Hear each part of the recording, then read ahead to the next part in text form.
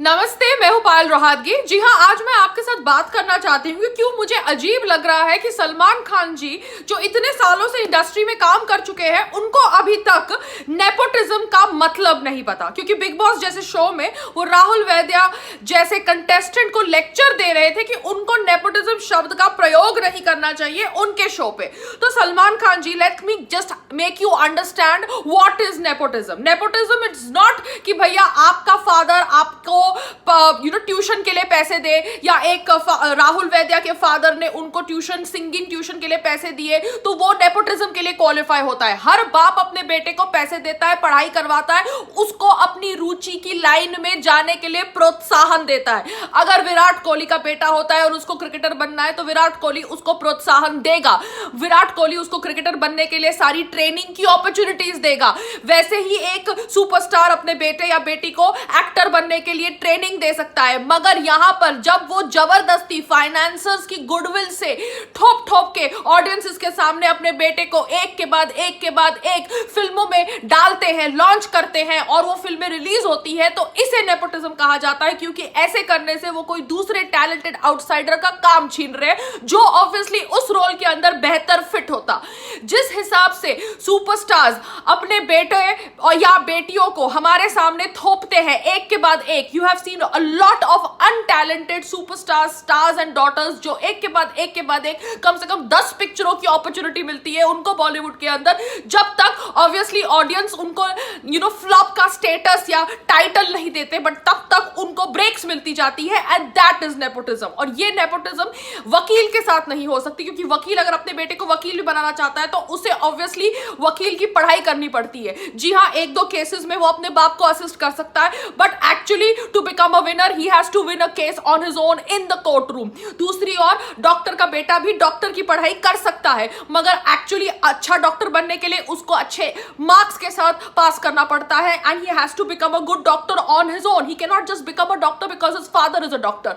जिस तरह से आप लोग कहते हैं कि आतंक किसी के खून में ही नहीं होता और आतंकवादी का बेटा आतंकवादी नहीं होता, उसी तरह से एक्टिंग किसी के खून में नहीं हो सकती और एक सुपरस्टार का बेटा सुपरस्टार होगा या उसके अंदर एक्टिंग का कीड़ा होगा, ये एक डेफिनेशन नहीं है। मगर एक सुपरस्टार के बेटे या बेटी को अपॉर्चुनिटीज मिलती है, एक नहीं, दो नहीं, 10 अपॉर्चुनिटीज मिलती है, और जब उनको वो 10 अपॉर्चुनिटीज मिलती है तब वो कोई टैलेंटेड आउटसाइडर का काम छीन लेते हैं, और इसे नेपोटिज्म कहा जाता है। किराने वाले अपने मरने के बाद अपने किराने की दुकान को अपने बेटे को दे, मगर यहां पर कोई बहुत ज्यादा सोचने की क्षमता या लोगों का पैसा नहीं लगा होता, वहां पर एक किराने की दुकान को चलाना होता है। यहां पर बॉलीवुड के अंदर लोगों का पैसा इन्वेस्ट होता है, बहुत ज्यादा फंडिंग होती है, और इस तरह से 10-15 ब्रेक्स मिलना to an untalented superstar son और daughter, that is called nepotism. And Salman Khan ji, this is the definition of nepotism. तो आपने राहुल वैद्या को बोला कि भैया आपके फादर ने आपको सिंगिंग के ट्यूशन के पैसे दिए। जी हाँ, बाप अपने बेटे को पैसे देता है, मगर राहुल वैद्या के फादर ने राहुल वैद्या को सिंगिंग जॉब्स लाके नहीं दिए। वो सिंगर बना अपनी मेहनत से, अपने लक से। उसके फादर ने उसके लिए कोई नेपोटिज्म का एंगल सेट नहीं करके रखा था, क्योंकि उसका फादर सिंगर नहीं था। ये मैं आपको समझाना चाहती हूं। आपके साथ नेपोटिज्म है क्योंकि आप अपने भाई अरबाज खान हो या अपने बहनोई हो, सबको अपने साथ आजू बाजू प्रोजेक्ट्स के अंदर फिट करते हैं। क्यों? क्योंकि आप एक सुपरस्टार है, एंड दैट इज नेपोटिज्म। चाहे अरबाज खान वो पिक्चर के अंदर फिट हो या ना हो, उसको रोल मिल जाता है। चाहे अतुल अग्निहोत्री वो पिक्चर को डायरेक्ट कर सके या ना कर सके, उसको काम मिल जाता है।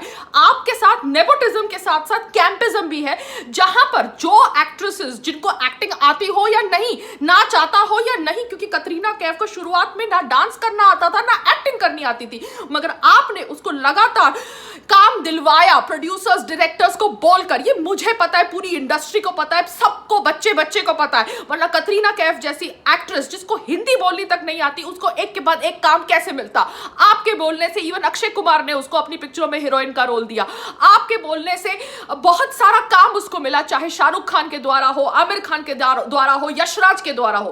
तो ये इसे कहते हैं कैंपिज्म। आपने डेजी शाह को काम दिया, डेजी शाह जो गणेश आचार्य के साथ असिस्टिंग करती थी, whatever the reasons be, that are your personal reasons between you and Daisy Shah, you and Katrina Kaif. मगर जिस हिसाब से आप लड़कियां हमारे ऊपर थोपते हैं, वो लड़कियां जो हमारे हिसाब से टैलेंटेड नहीं होती, उसको कैंपिज्म कहते हैं, and that is another name for nepotism.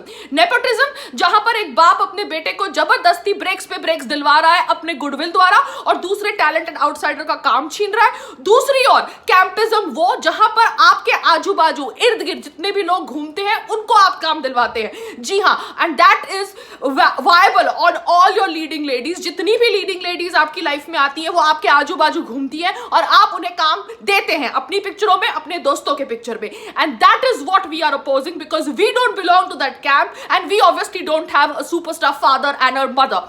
तो ये लड़ाई है नेपोटिज्म के खिलाफ। ये लड़ाई एक बाप को अपने बेटे को ट्यूशन पैसे देने से रोकती नहीं है। ये लड़ाई एक बाप को अपने बेटे को क्रिकेटर बनने से रोकती नहीं है अगर बाप एक क्रिकेटर है। आपको ऑब्वियसली आपका बाप पैसे देगा, ट्यूशन मनी देगा, आपको अपनी रुचि फॉलो करने देगा, मगर जब वो बाप अपने बेटे के ड्रीम्स पूरे करने के लिए दूसरे टैलेंटेड आउटसाइडर का काम छीनेगा, that is nepotism and that applies to campism. I hope आपकी बुद्धि में यह बात चली गई हो। Nothing personal. नमस्ते, जय हिंद।